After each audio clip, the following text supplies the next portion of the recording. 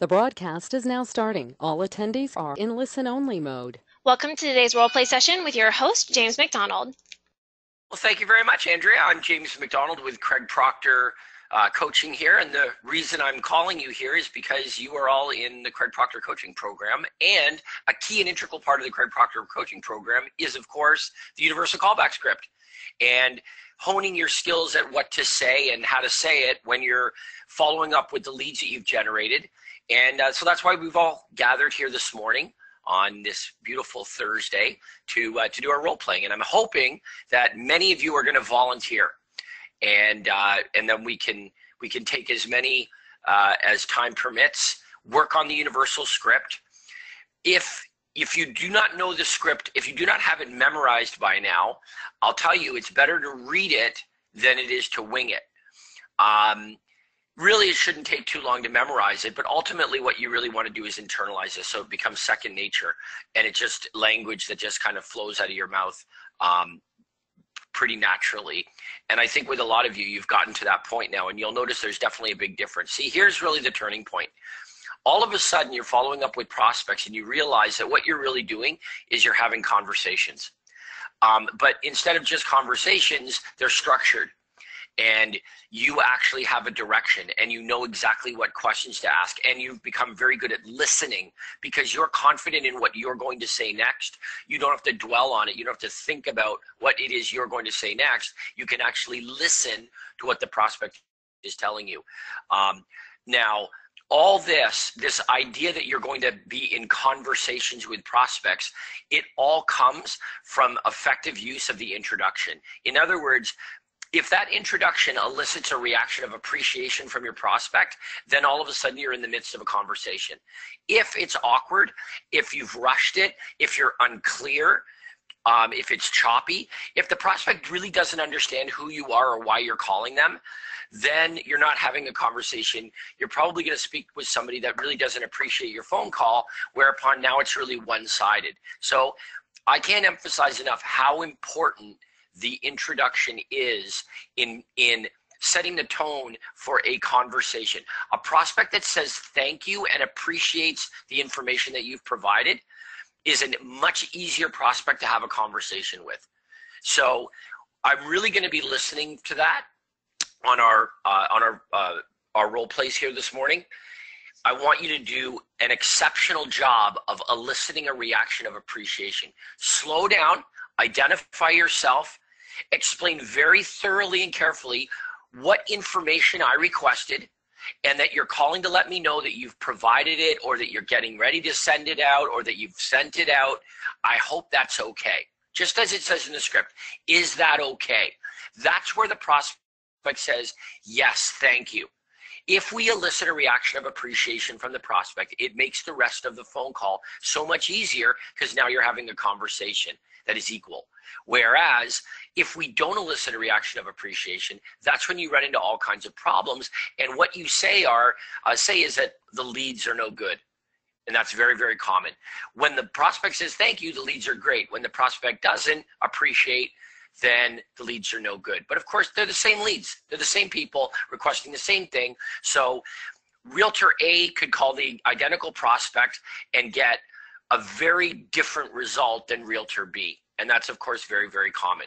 So I'm going to listen out for that, and as well as everything else. And we're going to learn from one another. Let's take some volunteers, Andrea, or anybody that has any follow-up related questions as well. By the way, let me remind everybody, tomorrow, of course, is our ad clinic session. That's our marketing session that we do. And you know that you can upload your ads, and we'd like to take a look at them. And by the way, just a real quick little note on that.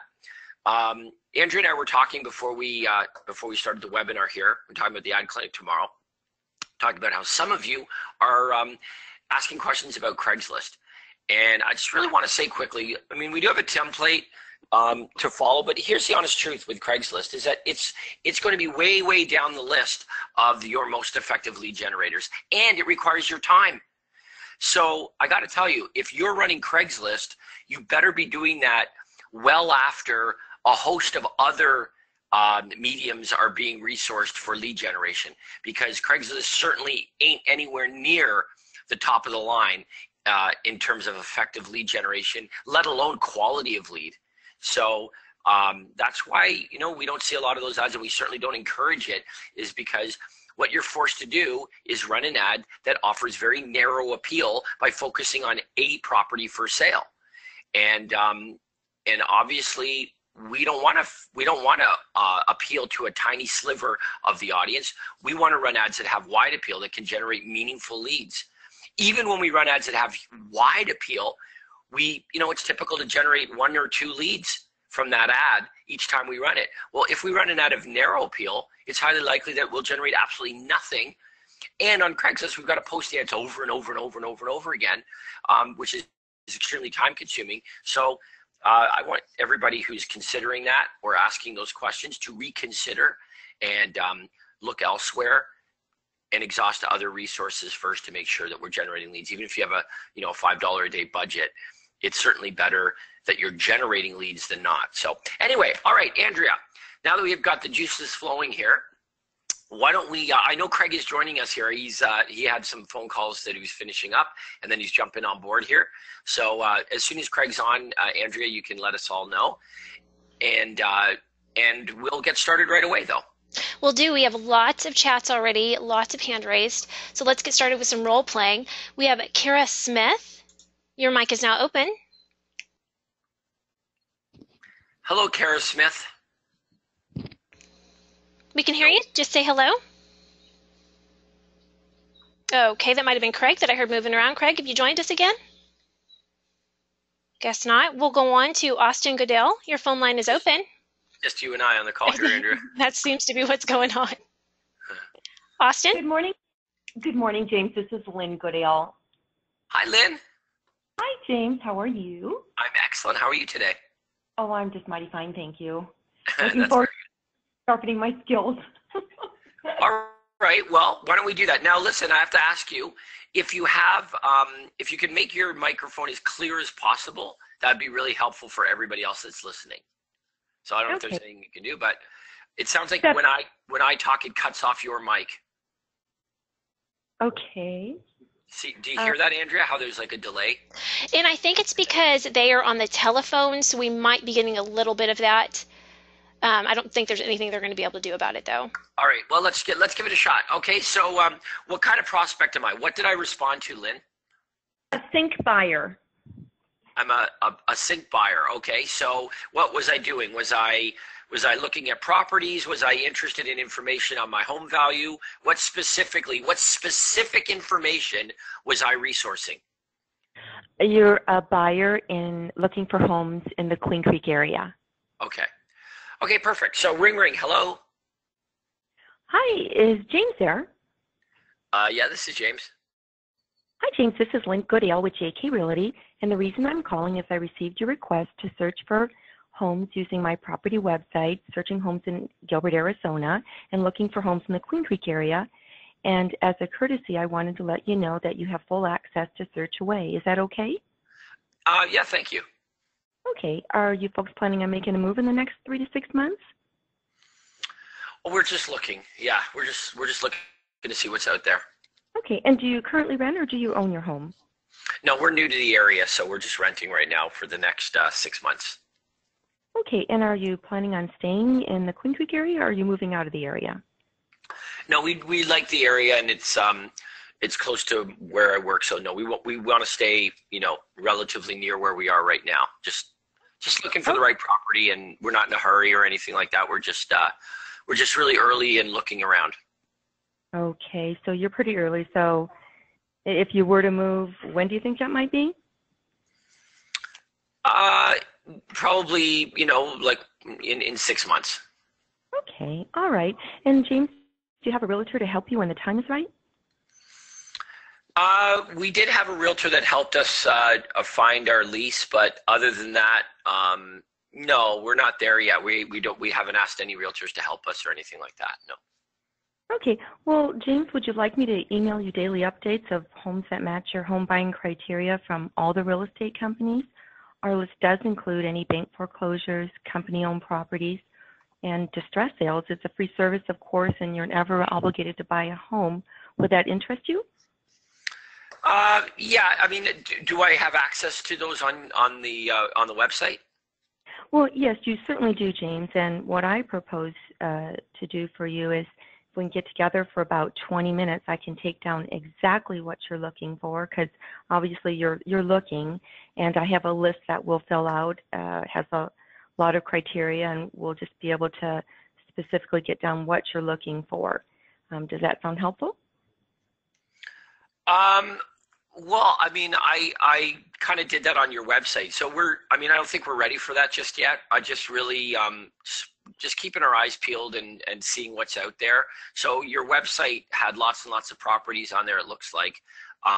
So maybe down the road that would be fine thing to do. But right now we're not really ready to do that. It doesn't sound like.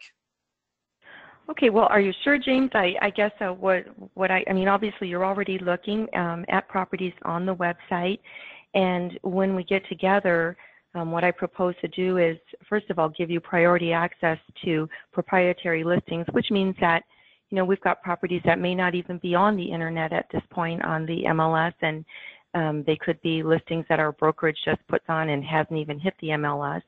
And I just want you to miss out on, you know, that perfect home. And then what we do is go over everything that you're looking for that you may or may not feel is important to you in looking for a home. And we determine any kinds of areas or types of homes that you may want to eliminate. But just remember, it's absolutely free and you're never obligated to buy. Do you think that would be helpful, James? Would you consider that? Yeah, I would consider it. I would. Why don't we do this? I'd like to talk to my wife first and just to see where we're at in terms of timing. You know, I just feel like maybe this is a little too early, and then maybe later this week or next week we can schedule something. But I feel kind of uncomfortable setting something up right now. Is that okay, Lynn? Well, you know, James, that's fine, but if we could just tentatively pencil something in and you could talk with your wife while I have you on the phone, and then if it doesn't work and we need to reschedule, we can certainly do that. Does that sound like that would be helpful? What were days or evenings? Well, I guess if we do something, we'll do it. We do it next week. Any evening after, say, 6:30. Okay, well, would Monday evening at about 7 work for you? Sure. Okay, sounds great, James. And I'll just call you to confirm just in case something comes up and or, you know, my wife decides it's too early and gets cold feet or something.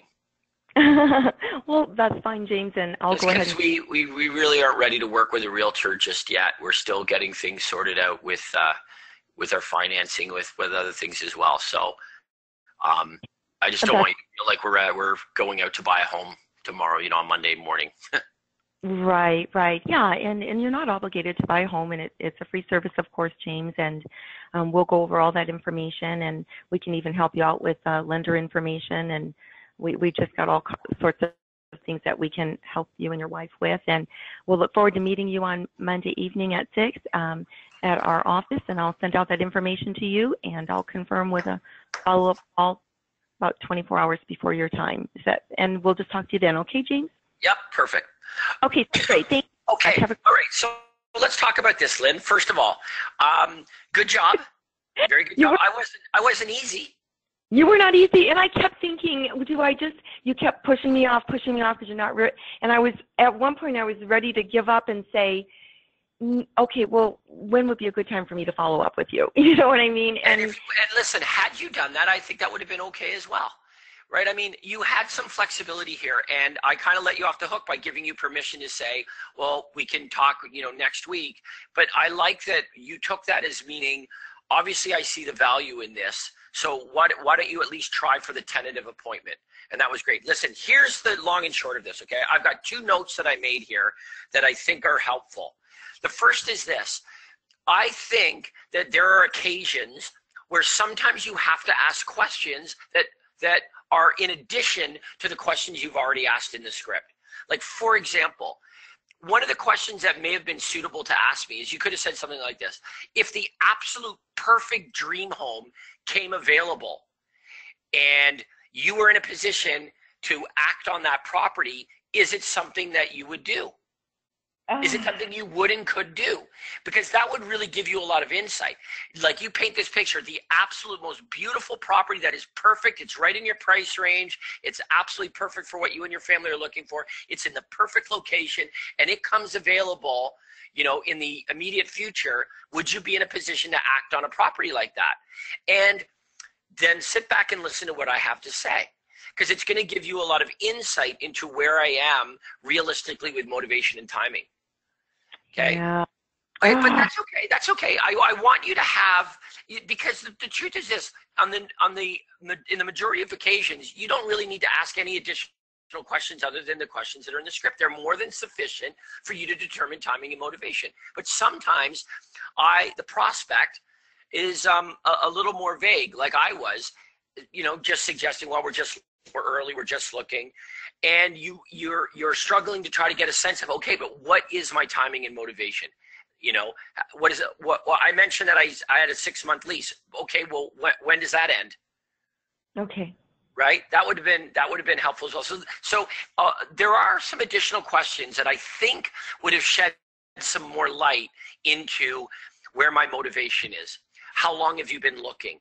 You know, I noticed you responded to my ad because you found my website searching for properties. How long have you been doing that? That would help. That would be very helpful, because here's the thing. The second note I made was this: it is critical that you differentiate the offer you're making me now with what I've already got. What I already have is, hi, James, I want to let you know I've given you full access to all the properties on my website. Okay, so that's what I have now. Calling to let you know as a courtesy, you've got full access to all the properties that are available through the website. Okay, so I'm thinking, all right, well, that's the bar right now. That's what I've already got. I've got full access to search away all of the properties that are for sale here. Now you come along and now you say, oh, by the way, I'd like to sit down with you for 20 minutes so that I can take down what you're looking for, so I can send you properties that are available. And all I'm thinking is this: not good enough.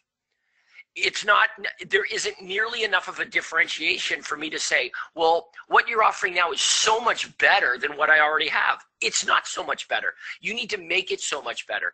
And the way to do that is you've got to focus, not telling me about these things called proprietary properties, but describing what you mean by that. Like, what you mean. Every day when you check your email inbox, any properties from the night before that have come on the market, you're going to get immediate notification of those properties, especially the hard to find deals that you won't find elsewhere, like on the website. Bank foreclosures, company-owned properties, distressed sales, pre-listings, properties that haven't yet hit the market, pocket listings that are available for sale but aren't listed on the multiple listing service. There are some phenomenal deals that might perfectly match what you and your family are looking for. I have access to those properties, and if they match what you're looking for, I'll include those as well, and they'll be sitting in your email inbox as soon as they're available on the market. It's absolutely free. There's no obligation whatsoever for you to buy anything. Would you like me to set you up on that daily email service? Prospect says, yeah, that sounds good, because it's different than just accessing the regular properties that are on the website. So I want you to work on that differentiation. The prospect needs to see that what you're offering now is way better than what they currently have access to. And if they do, it's going to make booking the appointment a lot easier. Now, having said that, I thought you did a really good job of very calmly and logically handling my pushback.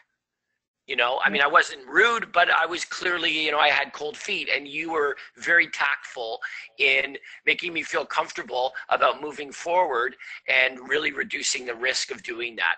And, you know, that's a tremendous skill of communication that goes a long way. So there are only a couple little things that I think would be helpful for you, but I do think that they would make a big difference in booking more appointments. Or better than that, in more accurately determining timing and motivation. So hope that helps, Lynn. Okay, thank you so much, James. That was awesome. Thank you. You're welcome. Thank you. Bye-bye. Okay, our next guest is Daniel Formuso. Your line is now open. Hey, James. Hi, Daniel. Morning. How are you? Doing good. And you? Excellent, excellent. What would you like to do today? Bank owned. Bank out All right. leads. Okay, so ring ring. Hello. Hey, may I speak with James, please? Yeah, who's this? Yeah, hey, my name is Daniel with Remax, and the reason why I'm calling is because I received your request on our website for a list of bank foreclosure properties. And as a courtesy, I just want to let you know I've sent that list over to you. Is that okay? Yeah, I haven't had a chance to take a look at it yet, but I think I saw something in my email. So, yeah, I'll take a look at that. Thanks. Okay. I was just wondering, are you planning on making a move within the next 3 to 6 months? Maybe. I'm up in the air. I'm not sure. Not sure what we're doing. We haven't made a firm decision. So I'm keeping my eyes peeled to see what's out there, but I haven't made a firm decision yet. I see. Well, do you currently rent or do you own the property you're living in? No, we own. Okay. And if you were to move, would you prefer to buy first before you sell, or you want to sell first before you buy? If the right property comes available, then we would sell, but I'm not going to sell without finding something that I'm looking for first. So, yeah, Okay. no, the right property would have to come up, and it would really have to be the right property. All right. Well, if you were to move, are you planning on staying in the area, or are you moving out of the area? No, no, we're looking to stay in the area. Okay. And well, do you have a realtor to help you when the time is right? Yeah, we do. We have a couple different realtors that we know. Um, we have a friend of my wife's and the realtor that helped us a few years ago. So yeah, no, we're good with realtors. Okay. Well, are you 100% committed to working with one of them? Are we 100% committed to one of them? No, not yet. Oh, I see. Well, James, would you like me to email you daily updates of homes that match your home buying criteria, not just from all the real estate companies or the MLS, but also including any off-market properties, bank foreclosures, distress sales, and homes below market value? It's a free service and you're never obligated to buy a home. Would that interest you? Yeah, go ahead and email me those. That'd be good. All right. So when do you think can we get together for just about 15 to 20 minutes so I can take down exactly what you're looking for, days, evenings, or weekends? You know what? Really, it's pretty simple. I can tell you right now, we're looking for all the homes in the area that are in our price point. So just anything that comes up in this area that's in our price range, I'd like to see it. So Okay. Well, yeah, James, there's really nothing more to it than that. okay. So, James, I want to do a good job for you. And rather than me sending you hundreds of properties that may or may not match your home buying criteria, let's just sit down for about 15 to 20 minutes so we can take down exactly what you're looking for and be less likely to miss out on the perfect one. Does that make sense to you? I don't know if it makes sense to me, but I guess we could do that. I just don't know when because I'm pretty busy, so it'd probably have to wait a few weeks. And then I'll have some time by mid-April. I'm Okay. super busy right now, so I don't think I have time to come and sit down in a real estate office. Okay, well, why do we do this? Since we're both on the phone and it seems like you're busy, well, why do we set a tentative appointment? And, well, if you check your schedule and it doesn't work for you, just go ahead and call me or reply to the email I'll be sending so that we can reschedule. Does that sound fair? Yeah, sure. Yeah, okay, so how about well, would days work for you? Afternoons, evenings, or weekends? We could probably do it in the morning. Mornings around 10 a.m. are good during the week. Okay, well, how does Monday sound to you or Tuesday? Tuesday's fine. Okay, so why do we tentatively book an appointment for April 5, 10 a.m.? Does that sound like it's a good time for you? And I'm coming to your office? Yep, our office is, by the way, at Youngensville. Are you familiar?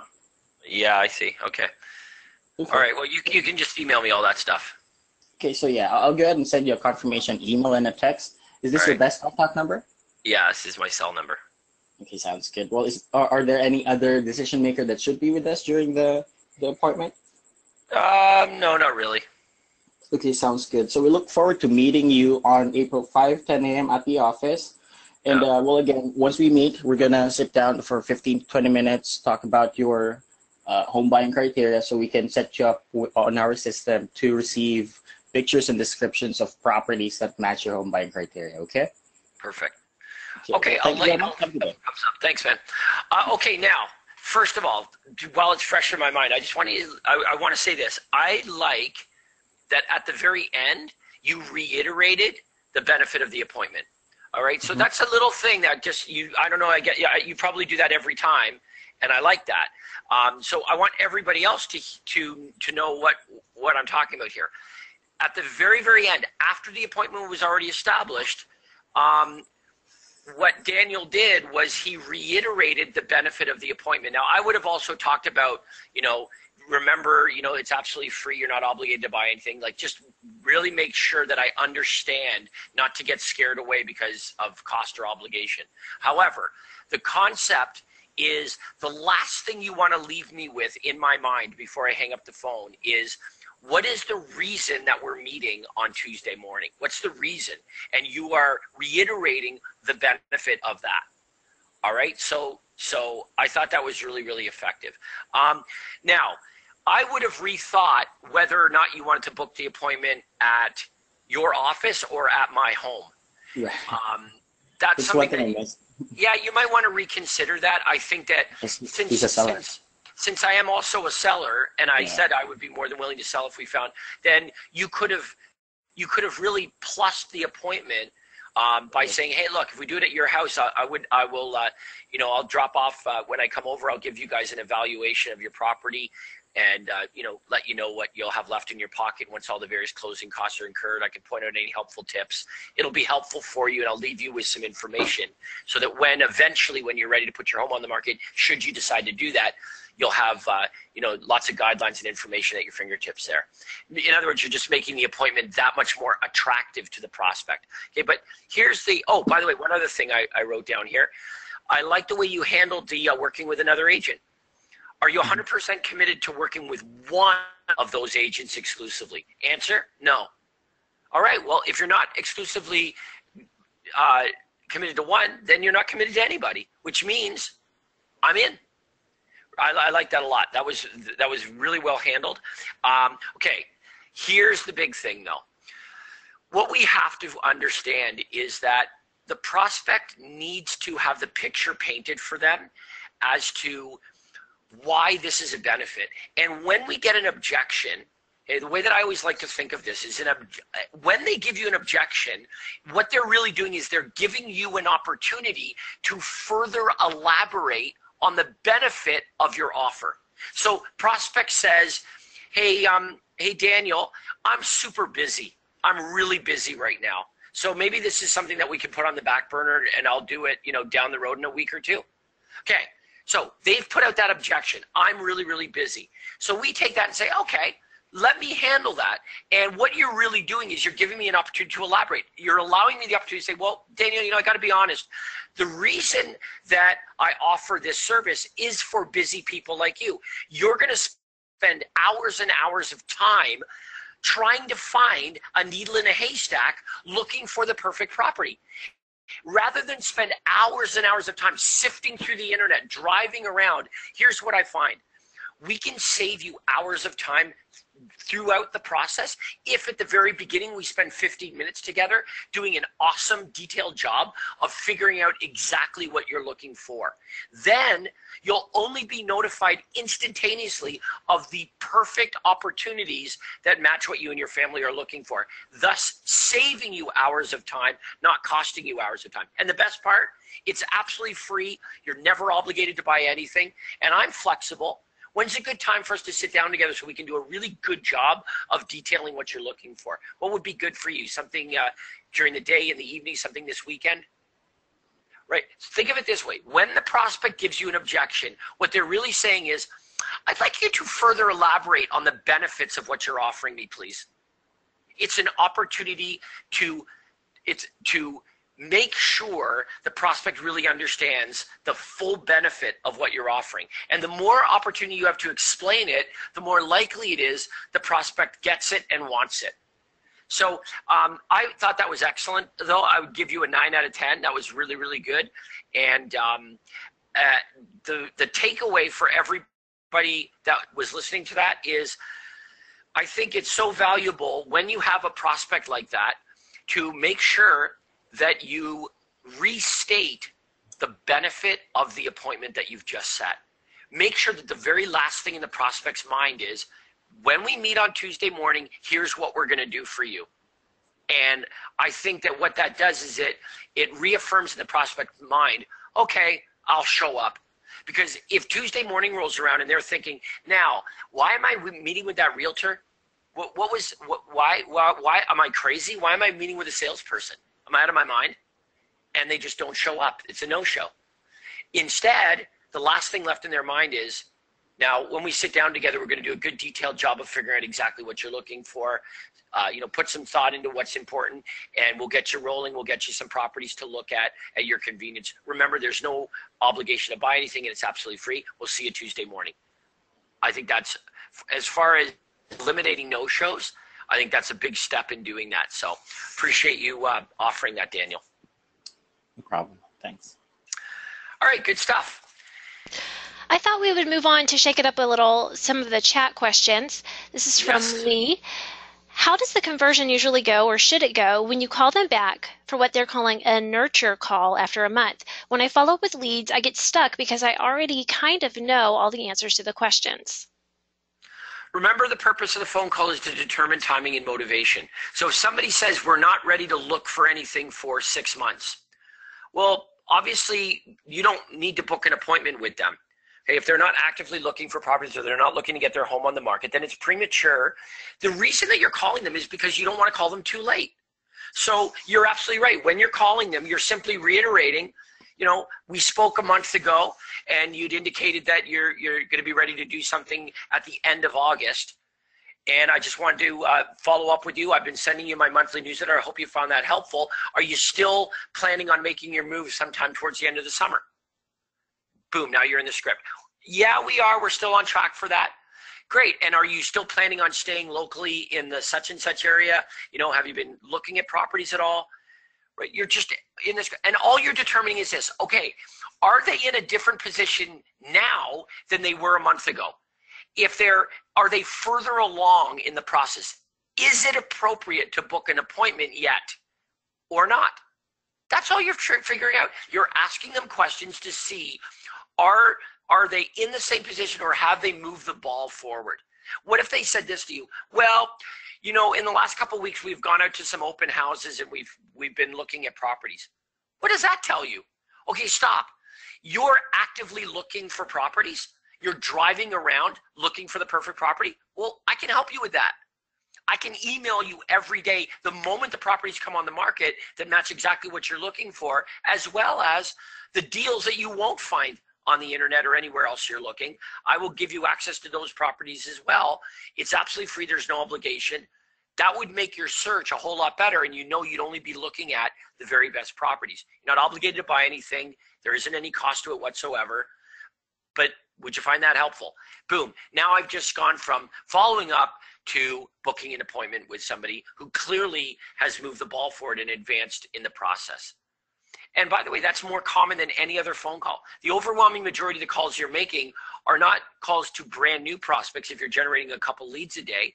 They are the follow-up calls to the prospects that you've already spoken with that have said, yeah, we're not doing anything for a year. Yeah, we're not doing anything for 6 months. And the subsequent calls that you're following up with those prospects, eventually, think about it, they make up the majority of the phone calls. So if you sit down for 2 hours on a Tuesday evening to make some calls, you might spend 15 minutes calling the brand new leads, and the rest of your time is spent following up on leads you haven't spoken with before, and more the leads that you're following up with for the second and third time that you've already generated in the past. That's a great question. Okay. Sarita typed in, I made a follow-up call yesterday in response to a call on my hotline. They didn't leave a message. They didn't leave an email or physical address. I was unsure how to say the part that I sent it to you when I followed up. What should I say? I ended up with an I'm not interested. Okay, so they didn't leave any information? So they didn't leave an email, they didn't leave anything? They left a phone number, you're calling them. The caller ID, I believe, is where the phone number came from, but she's saying they didn't leave an email or physical address. Okay, so that means they didn't request information. We're not in the business of calling people that didn't request information from us, because if they didn't request information from us, then we can't call them back and say, the reason I'm calling is not because I want something from you, but because you wanted something from me. Now they could say, no, I don't. I don't want anything from you, nor did I ever ask for anything from you. You are making a cold call now.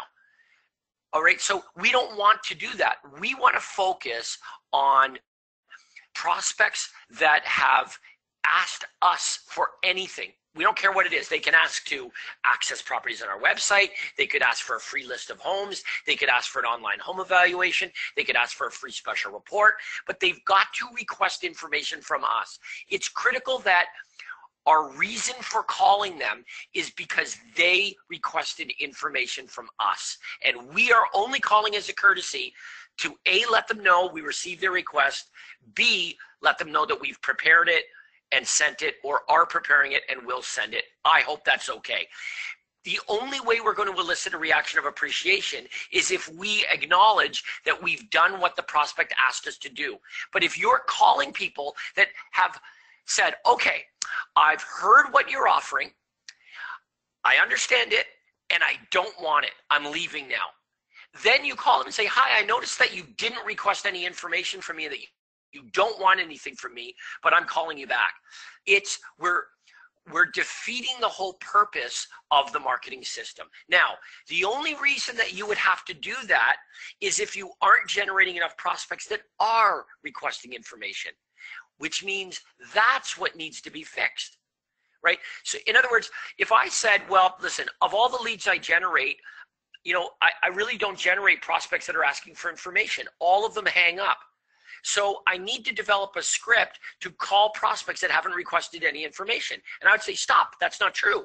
What you need to do is you need to fix the real issue, which is, how are we going to get prospects to request the information? What are we doing in the ads? What are we doing on the landing pages that needs to be adjusted so that we're getting that trickle of prospects every day that are actually requesting information? We have to be making warm calls to prospects that have asked us for information, not cold calls to prospects that haven't asked us for anything. Good question. Well, we actually have a lot of questions like that. Some members are saying, other than the hotline, they've gone to my website but didn't leave any information. What do I say when I call them back? We have questions of, how do I really know when they're not interested? How hard should I try to reach someone? Okay, well, let's differentiate. Reaching them is not an indication of how motivated they are. The fact that they requested information. See, remember this. Think of the website and the hotline as a filter, all right? And what we say is this. Let's say that, dozens and dozens of prospects, because it's easy to get the information, they go to the website. But they're not all equally as motivated. All prospects are not created equally. So the job of the website and the hotline is to act as a filter to say, okay, I'm only going to leave you to follow up with the most serious, ready, good prospects. Who would be the best, most serious, ready prospects? Of all the prospects that click on an ad, okay, that visit a domain name, of all those prospects that get there, I only want to give you the really good ones, not the tire kickers, not the other realtors, not the nosy neighbors, not the not serious, the good ones. Who are the good ones? Well, the good ones are the ones that are willing to jump through the hoops. Number one, they have to describe their home or describe what they're looking for. They have to give information to show that they want information. Somebody who's serious wants information, and they're willing to give information to get it. Number two, they have to be willing to give up their anonymity. If 100 prospects visit the site and they discover they have to give up their anonymity and only 5 of them do, why did those 5 do that? Because they are the best 5, or at least they are among the best of the 100 prospects. All right? So we're not looking for lots. We're looking for good. What really needs to happen is we need to tweak both the ads and the landing pages so that you're generating a sufficient number of leads that have contact information, that have requested information from you that we can follow up with as warm calls. The solution isn't, what do I say to prospects that haven't requested information? You don't. They're not prospects. What they did was they hung up. They left. They said, I hear what you're offering. I'm not ready. I don't want it. I'm not motivated. And we're following up with them, trying to create motivation where motivation doesn't exist. It's too difficult to do that if we can instead tweak the landing pages, tweak the ads so that we are generating a sufficient number of leads. And here's the crazy part. There are numerous members on this webinar here right now that are generating ample prospects that do request the information, that do leave their contact details. They're getting 2, 3, 4, 5, 10 every day from various lead generation sources. They have more than enough opportunities, and their next challenge, once you've figured out how to solidify that and hit the repeat button, is lead conversion. What do you say to those prospects? How do you determine timing and motivation and book appointments, and then keep up with all of that? If you're not there yet, we've got to fix the part of the problem, not sort of create a band-aid, which would what we'd be doing if we invented a script to follow up with prospects that hadn't requested information from us. So, really, that's more for tomorrow. All right. Lead generation is obviously what we focus on Fridays. But I have to tell you, it all boils down to the ad and the website.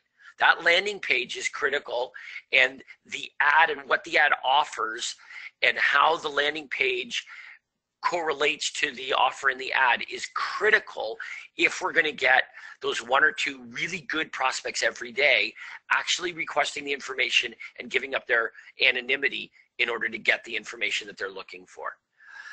All right, next question, Andrea. Okay, our next question is, how many calls a day is too many, and should I just send emails and follow up or leave a voice message?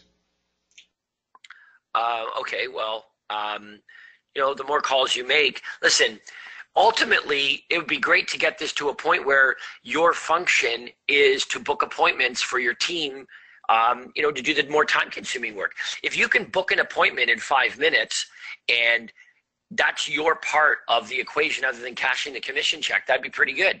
So, yeah, I mean, if you get really, really good at making phone calls, it becomes by far the highest dollar productive activity in your business. There's nothing that makes you more money than that 5-minute phone call, booking the appointment with the prospect. I mean, if you were on a 50-50 split with your outside sales agent and you booked an appointment for them that took you 5 minutes to book and they took the ball from there, that means that you would make 50% of the commission in a 5-minute phone call. You could do a lot of those 5-minute phone calls, during the day. So yeah, there really is no limit. Now in the beginning, obviously it's not going to look like that, but ultimately that's what it could look like, as it did for Craig. The way you sell 500 homes a year over and over again isn't because you invent more hours in the day.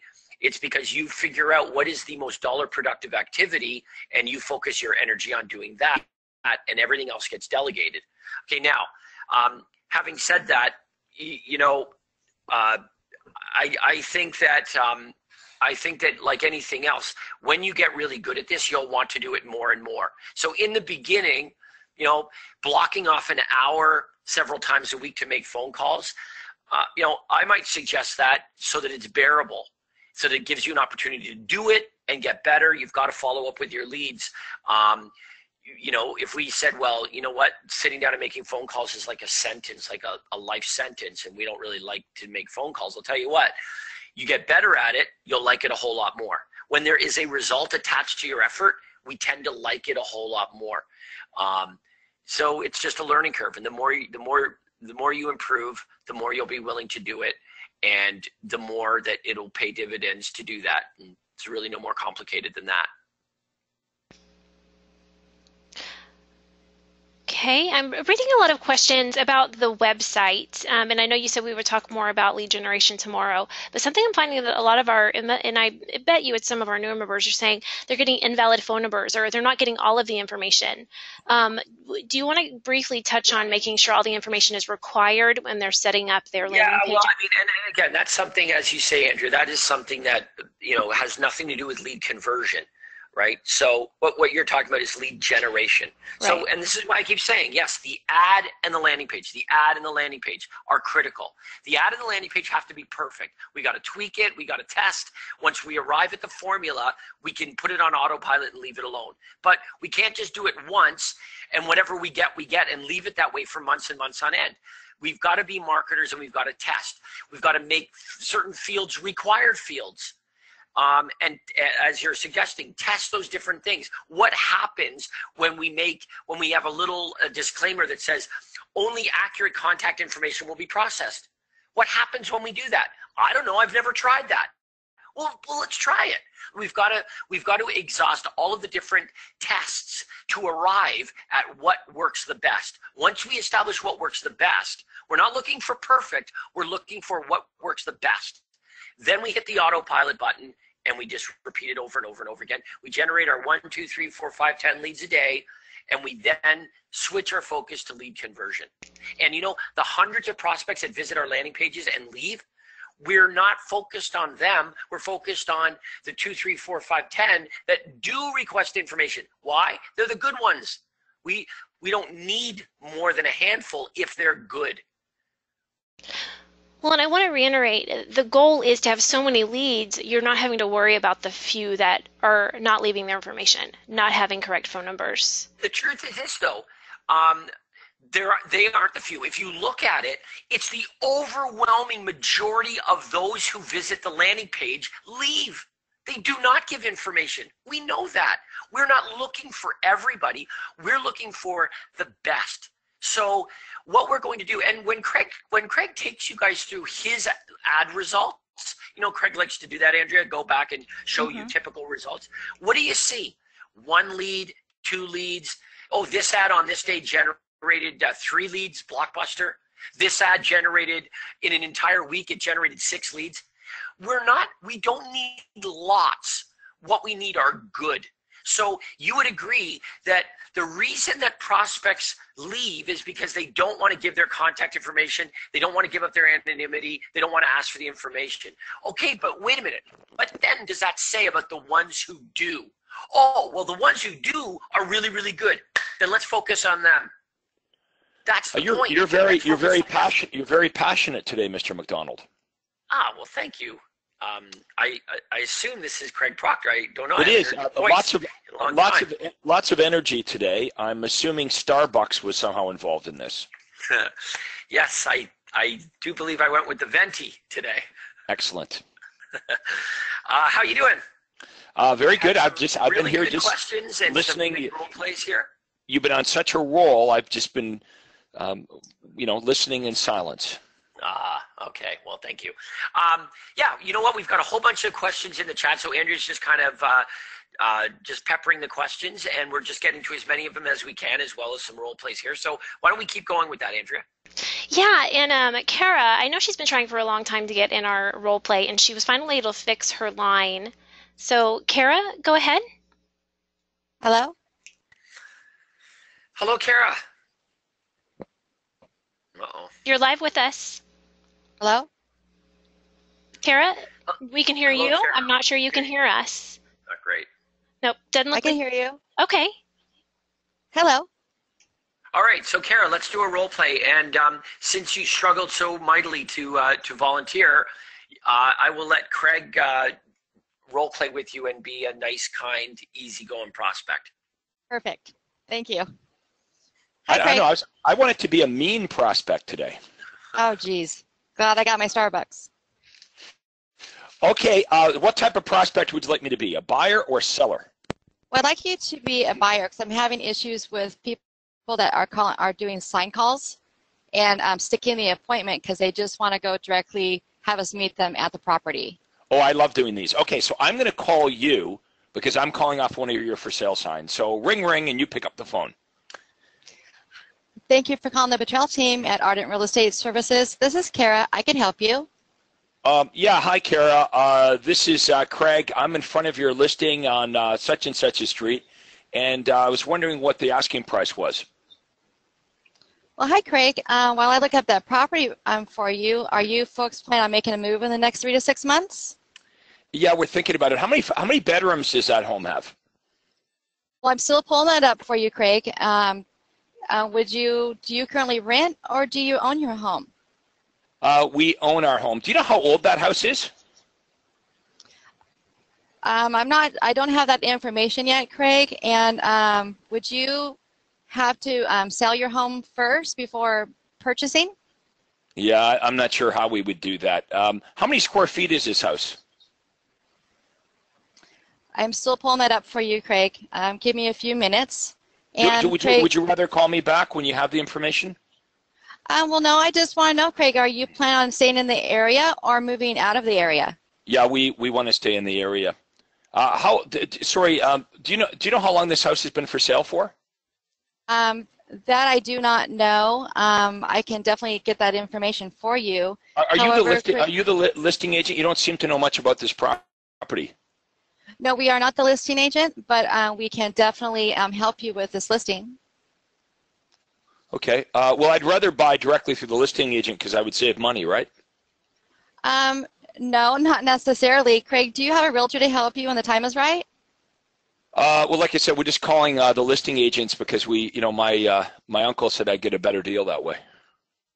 Well, Craig, how about if we could just get together with you for about 15, 20 minutes? I could definitely get you in to see this property, and also I could take down your exact criteria, and that way I could... Let's stop there for a minute.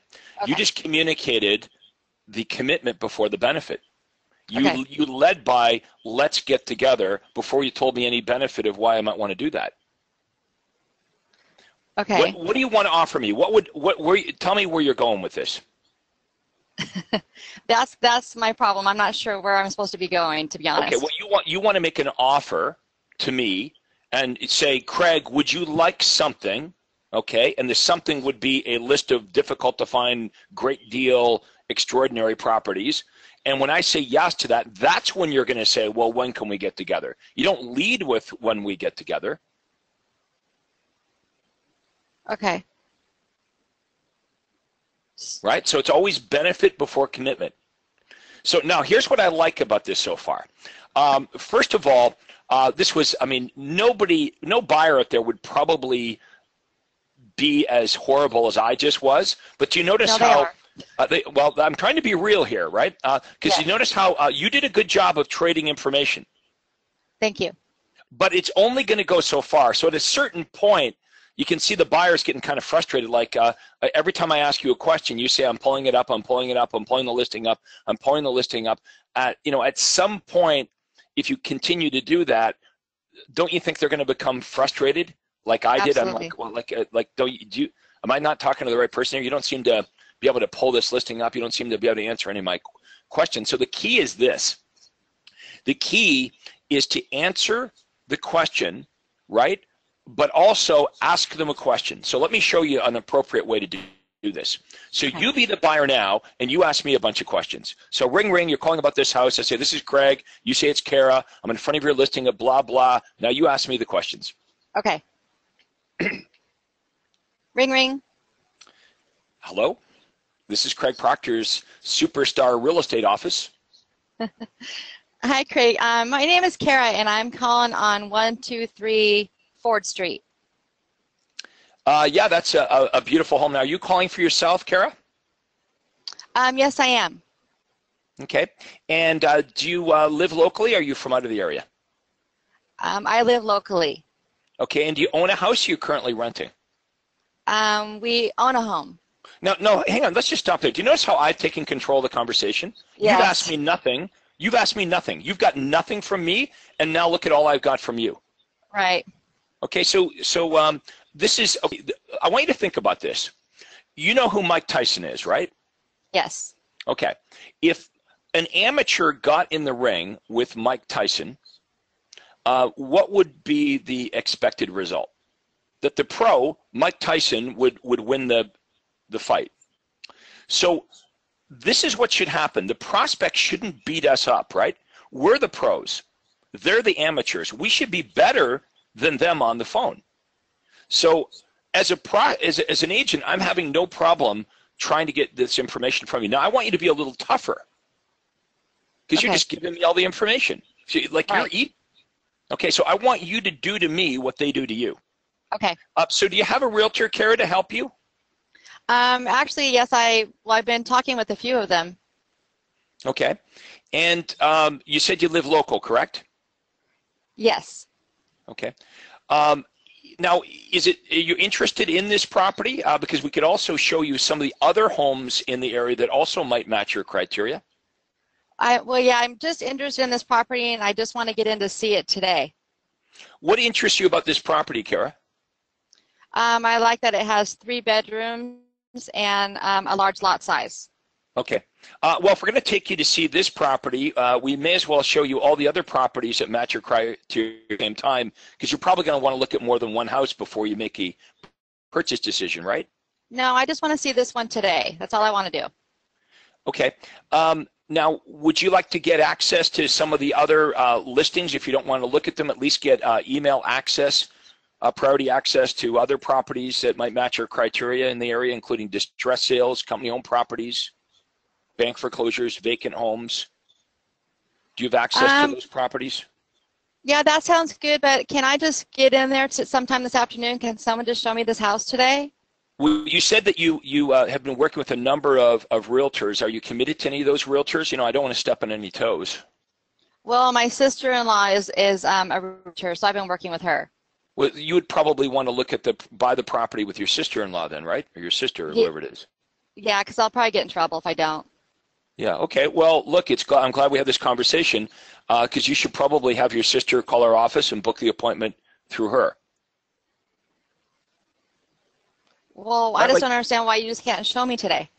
Well, if you have an agent representing you, if it's your sister, then I'm sure you would want to be working with an agent that's going to represent you. I represent the seller. Okay. Well, let's stop there for a second. Yeah. How interested are you in running out and showing a property to a buyer who says her sister is the agent she's going to use? Not very interested, no. Okay, right. Now, even if this prospect got kind of upset with you that you wouldn't drop whatever you're doing and go show a property that she's going to use her sister to purchase, do you even care? Like, what do you care? She's never going to be a client of yours, right? That's why we ask the questions. And sometimes we're glad we ask these questions because even if the answer is no, at least you're not running out wasting an hour of your time showing a property that they're not only are they never going to buy a property through you, you know from your experience in real estate, the chances of this lady actually buying any of your listings is not very good at all. Right. So in this example, did we get the prospect as a client? No, but at least at a minimum, we didn't waste any time running around working or showing homes to a buyer that's never going to buy from us. So the qualifying questions were very helpful. Right. Well, because we don't normally like to just like meet at the property. So how can I get them to, you know, we like to meet if we could like meet locally at like a Starbucks, like close to the property. As soon as you said your sister was an agent, I stopped trying. Okay, but what if we have a client that does not have an agent but still wants to see the property? Right. So let's do it. Let's do it that way. So I say, okay. Do you have an agent to help you? And this time I want you to say no. Okay. Okay. So now I like you. Right now, I'm going to try to get together with you because I do not want to run out and show you a home because I've been in real estate for 25 years and I know whenever I wimp out and I run out and I show a buyer a home without a buyer agency agreement in place that I am simply wasting my time. It's a complete waste of my time. They're never going to buy the property. I'm going to be apologizing to them in the driveway of the house after they look at the house that they're not going to buy. And I've already demonstrated to that buyer now that my time is worth nothing, right? That's what we're demonstrating to the buyer, that, oh, well, whenever you call me, I mean, I've already proved to you, I'll drop whatever I'm doing and run out and show you a home you're not going to buy. You see, in my early days, Kara, that's the mistake I would make. And then I would apologize to the buyer and say, oh, Kara, I apologize that this house is too big or too small or whatever. But I'll tell you what, why don't I email you all the properties that match your criteria? So tomorrow we can do this all over again. You can call me on yet another property you're not going to buy. Right. And then by the time the buyer buys, as you've noticed many times, they leave you behind. Okay, so how do we do this properly is your question. Okay, so I'm going to say, Kara, I assume if you may want to look at some other properties in addition to this property that you inquired about. Yes. Like that usually works, right?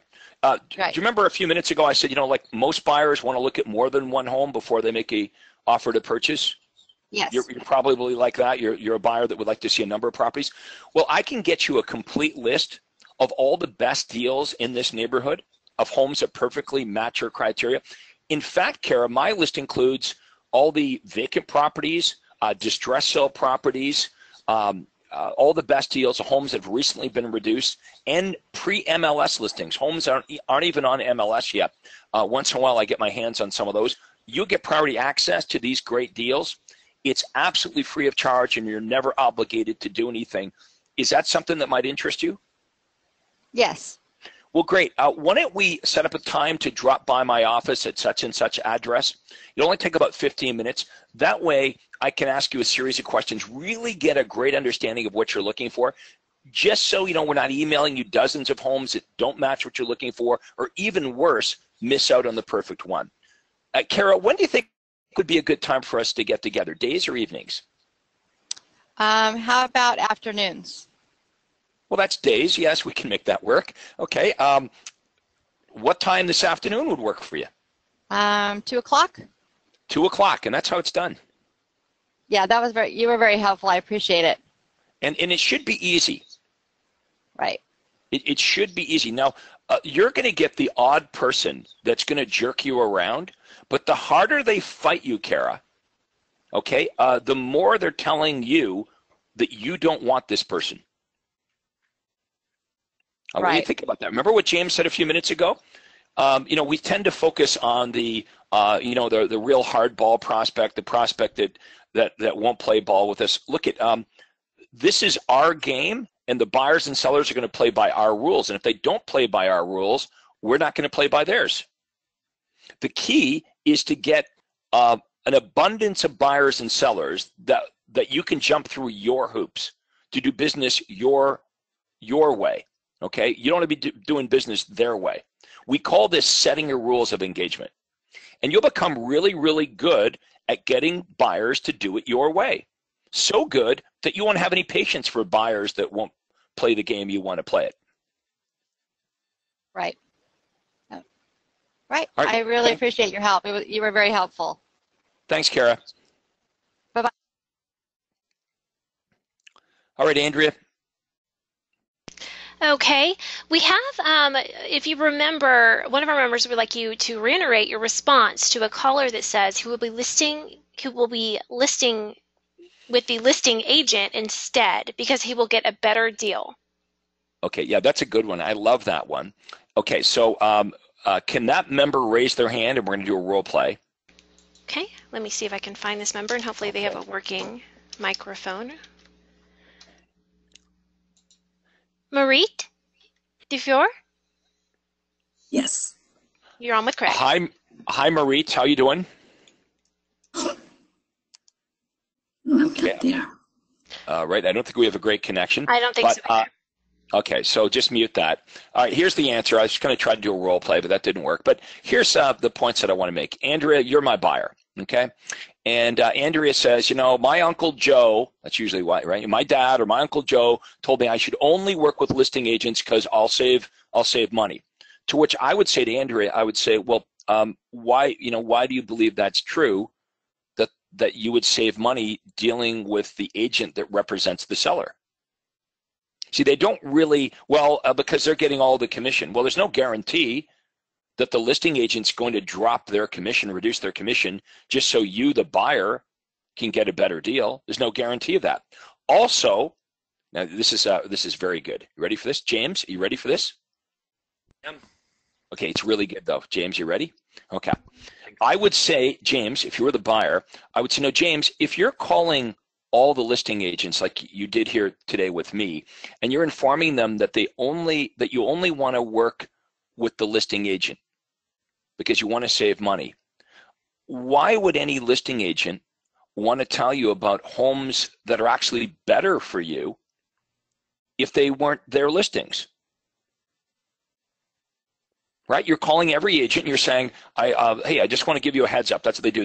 I want to inform you, James, before you go any further, I just want to let you know I'm only dealing with listing agents. But I try to reason with them. If you're calling every agent saying, I only want to know about your listings, even if the listing agent knew about a better home, a better deal, a better match for you, why would they tell you about that? So, it begs the question, what's most important, James? Getting the best deal on just any old house, or getting the best deal on a home that's most perfect for you? Now, this doesn't always work, but I'm trying to reason with them. Number one, there's no guarantee that you're going to save money by working with the agent that represents the seller. If anything, the agent that represents the seller is not going to be as hard in negotiating against their seller that they've had listed for months and months and months and months, that they have a strong relationship, versus this buyer that just comes along today who's a complete stranger. How hard are they going to fight for you? And if the listing agent truly got to know what you're looking for and knew that there was a much better property out there for you, a better deal for you, how motivated are they going to be to tell you about that better deal that's not listed with them after you've informed every listing agent? First thing you say to them is, hey, just want to let you know I'm only working with listing agents. So James, what's most important to you? Getting the best deal on the perfect home for you, or just getting a good deal on a home that's maybe not a great match? Most buyers would say, well, obviously, getting a great deal on the best property for me is more important than just getting a good deal. So that's how I handled it. Does it work all the time? No. But it works a lot. Let's move on and take a question here from Sandy Casella in Mississauga. James, do you know how to spell Mississauga? I certainly do. Let's see you go. Let's try it. Mississauga. Okay, I don't even know if that was right, but we'll go with that. Okay, Sandy asks, I had what I think was a very good call this morning with a seller whose very first question was, what's your commission? I was able to book the appointment by simply sticking to the script, so it does work. Yeah, Sandy, there are some conversations that are only should be reserved for the face-to-face meeting. You don't want to get into commission over the phone because you're never going to win that battle. So James, ask me my commission. Hey, what do you charge for commission, by the way? Well, James, I haven't seen your home yet. When can we get together? It's pretty regular home. What do you think you charge? Well, I don't know if what's your price for a regular? For just a regular? What do you charge?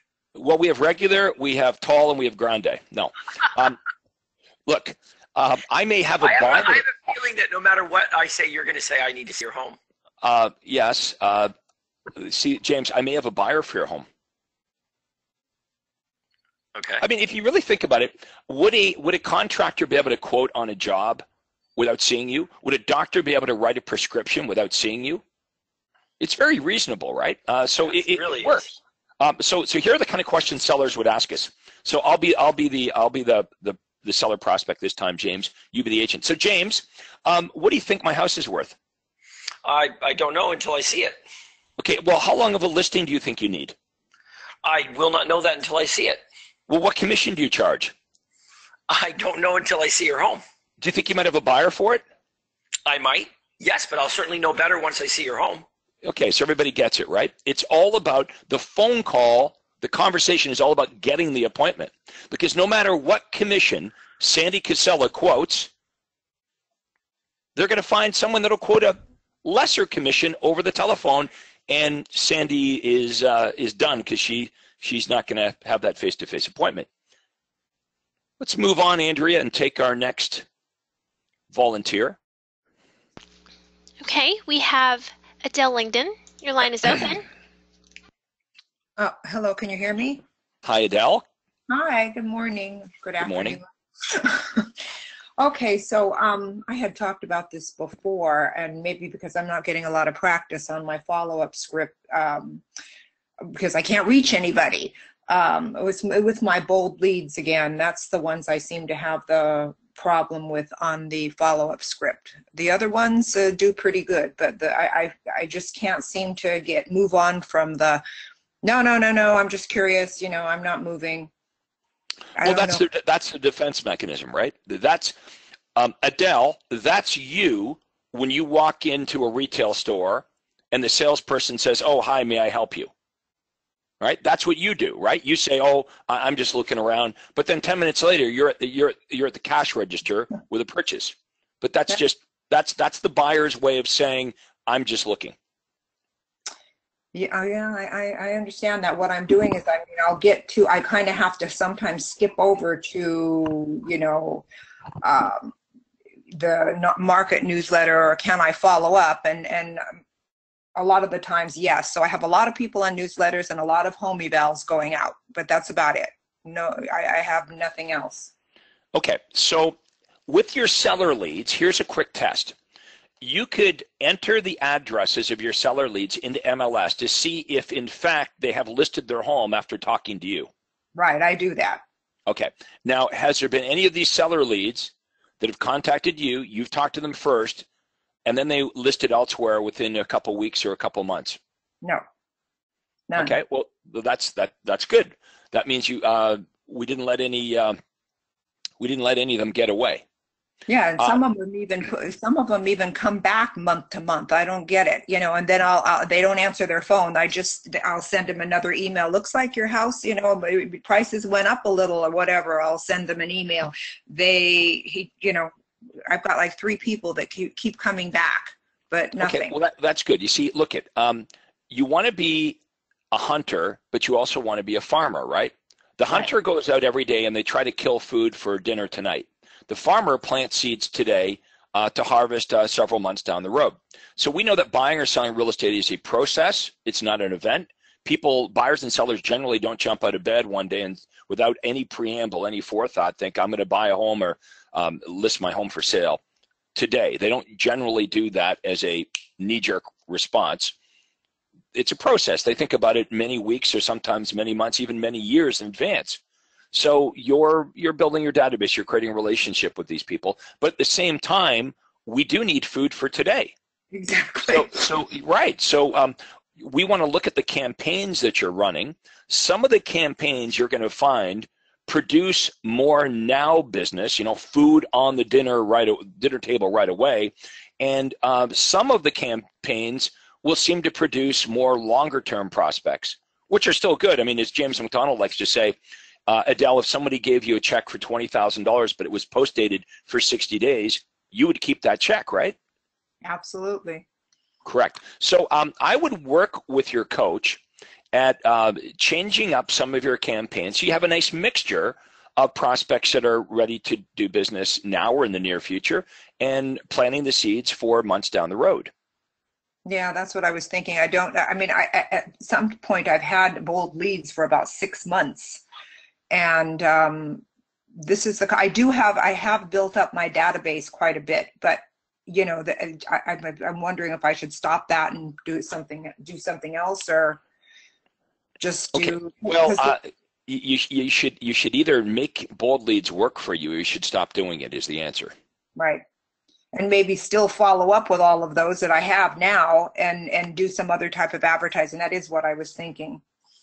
Well, when you're asking the qualifying questions to the bold leads, and you ask them about timing, what are they saying to you?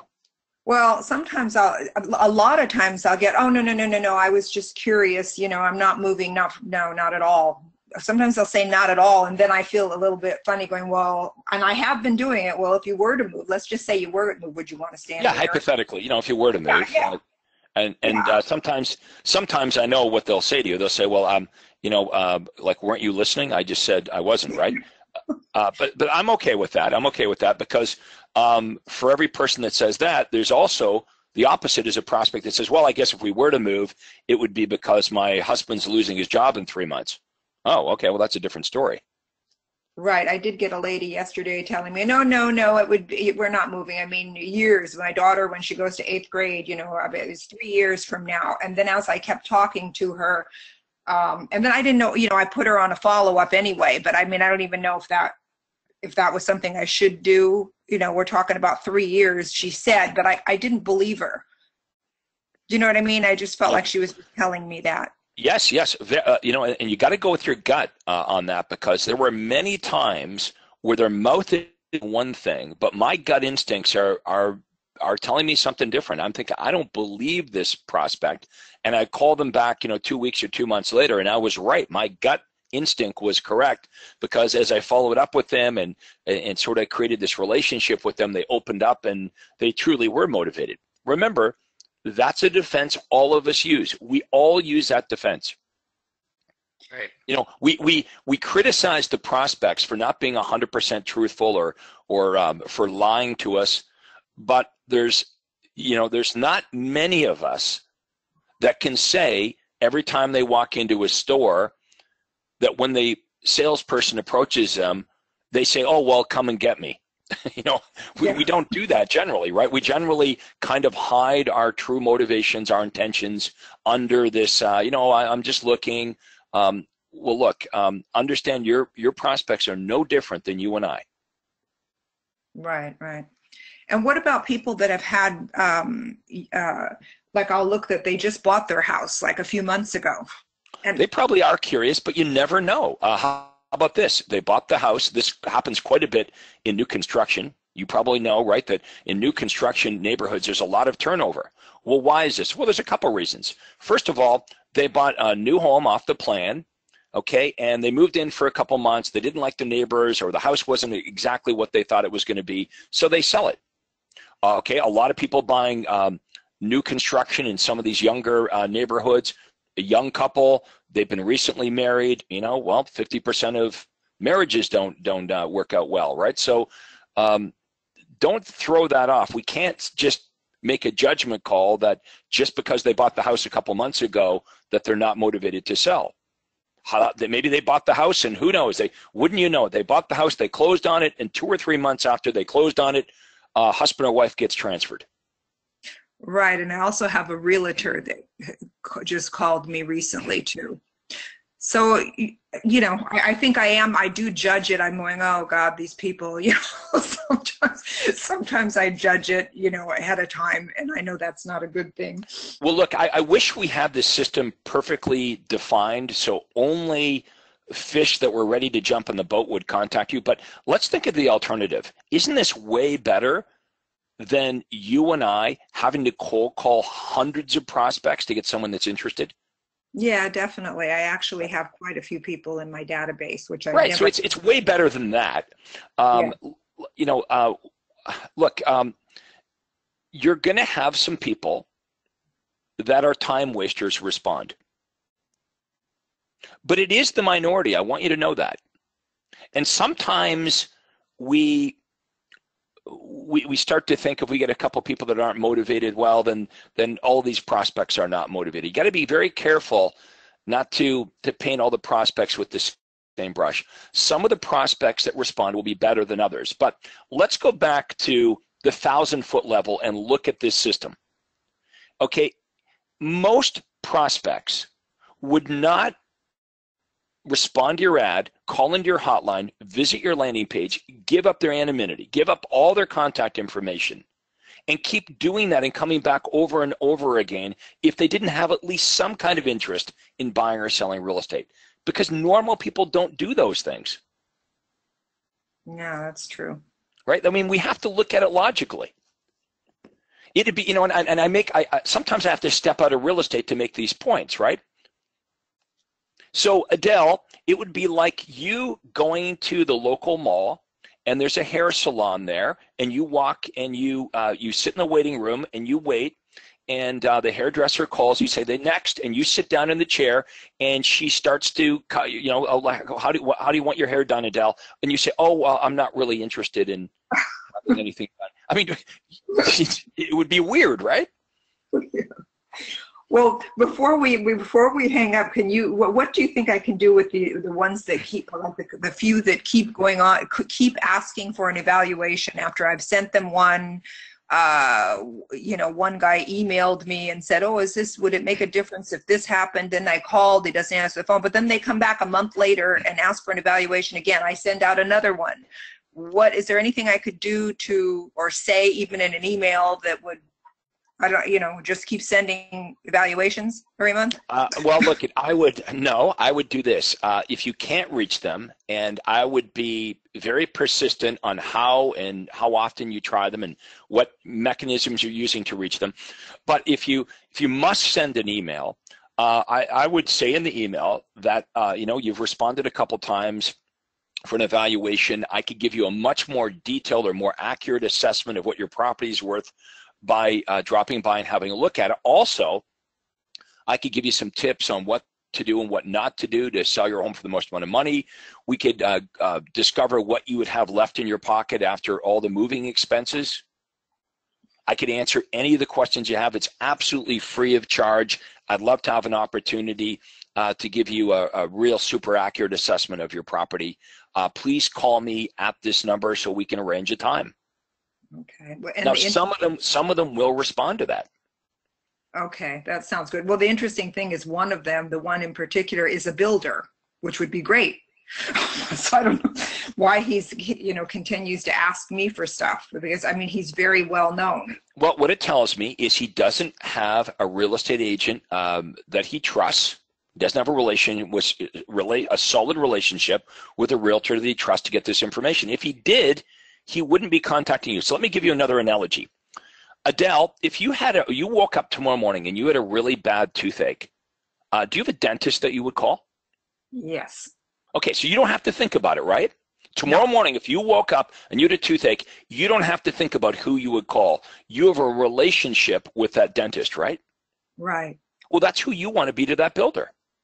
That builder he's got a need, okay? He's got a toothache, whatever, okay? He doesn't obviously have somebody he trusts to get that information from. That's the only reason he's reaching out to you. See, if you didn't have a dentist, tomorrow when you wake up with a toothache, you'd have to call around and you'd have to make inquiries, just like this gentleman, this builder's doing. Right, and I did leave an email, though. I mean, I did leave after several times, and I did leave a message, and I don't know if that was good or not, but I only have his number of his business, his design company. So here's what I'm hearing. The number one thing that I want you to do is pretend email doesn't exist. Okay. Email's a last resort. What are you doing to make these phone calls? What number are you calling from? Are you calling them at different times? Are you calling them from your cell number, your home number, your work number? Are you dialing *67 before you enter the number? These are all important things. When you call and you hit voicemail, do you immediately hang up and hit redial? Yes, I've done the home phone, I've done the cell, every single thing you said. I've listened to you long enough to know, to do all of those things. And I have. Every one of them. With him, I mean, I've called so much that I just, he had sent me an email, so I just left a message, on his, that was really the first time I did that. I don't usually leave any message on that phone.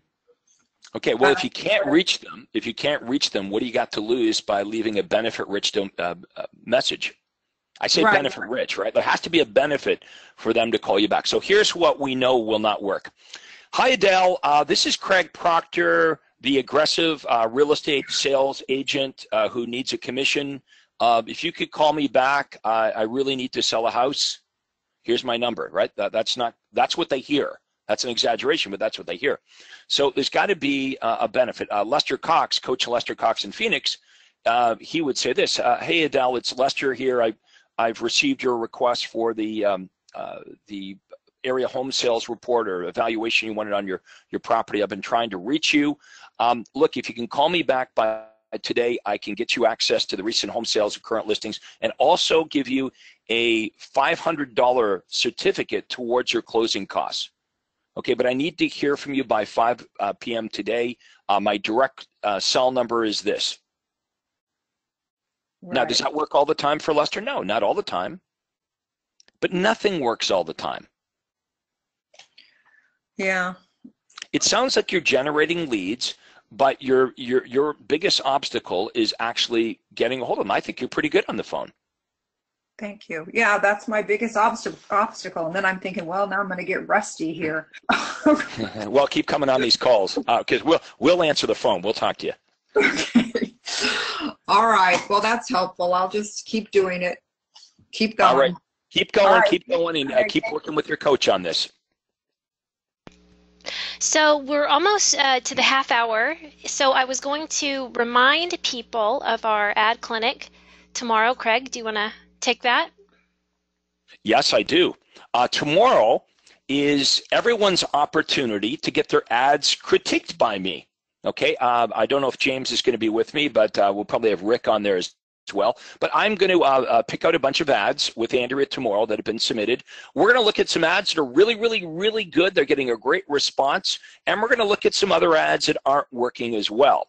I'm going to tell everyone my advice on how to make all of your ads work a little better. Remember, the goal with this program is we want to help you all learn how to fish. We don't want to give you the fish. We want to teach you how to be marketing experts, which means how do we generate the highest number of high quality leads at the lowest possible cost. That's the goal, and we work on that every single Friday on the ad clinic. So I hope all of you can join us. Again, that's 11 a.m. on the East Coast, 8 a.m. on the West Coast. We'll wrap it up for today. Big thanks to James McDonald and Andrea and all of our volunteers. Thanks to everybody for being part of the program. And we'll look forward to seeing everyone tomorrow morning. Take care, and that concludes today's role play.